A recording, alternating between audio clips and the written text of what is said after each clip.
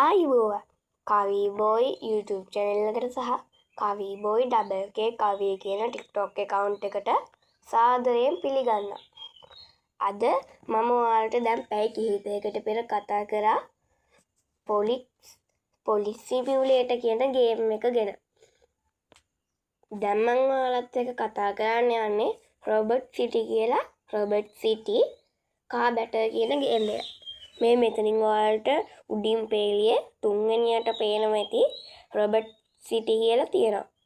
එන්නේ රොබර්ට් සිටි එක තමයි මම කතා කරන්න යන්නේ. තාම මන් ළඟ ගේම් තියෙනවා. මම ඉතින් එකින් එක ගේම් එකට ඔයාලට පැහැදිලි කරනවා. වීඩියෝ එක දික් වෙන හින්දා ඔක්කොම එක සැරේ කතා කරන්න බෑ.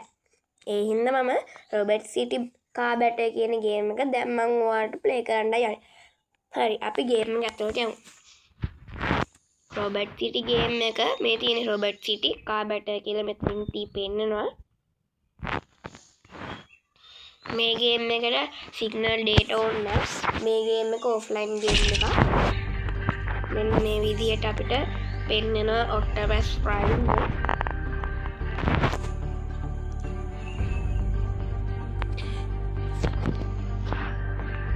Humans have asked us to play by their rules. ඔයාලට මේක දැක්වාට ඉස්සෙල්ලා දකින්නේ දැක්ක ඉන්න මම අය ඔයාලට ගේම් එක පෙන්නන්න එතන ඉඳලා.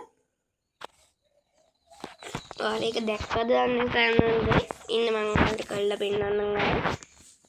ආම ලෝඩින් එන්න දෙන්න. මේක ඔෆ්ලයින් ගේම් එකක්.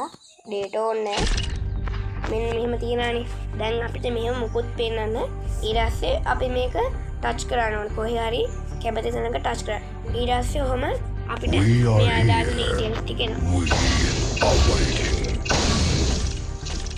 ඊට පස්සේ අපිට ඔක්ටෝපස් ප්‍රයිම්ගේ ලස්සන ඇක්ෂන් එකකුයි ලස්සන ඔක්ටෝපස් ප්‍රයිම්ගේ Humans have asked us to play by their rules. Octopus ප්‍රයිම්ගේ රියැක්ෂන් එහෙම ඔක්කොම අපිට පේනවා. We are here. We are waiting. එයාගේ ලස්සන ඇක්ෂන් එකක් තමයි මම පට්ටස් කරනවා. එයාගේ වොයිස් එක නම් මම ගොඩක් කරා.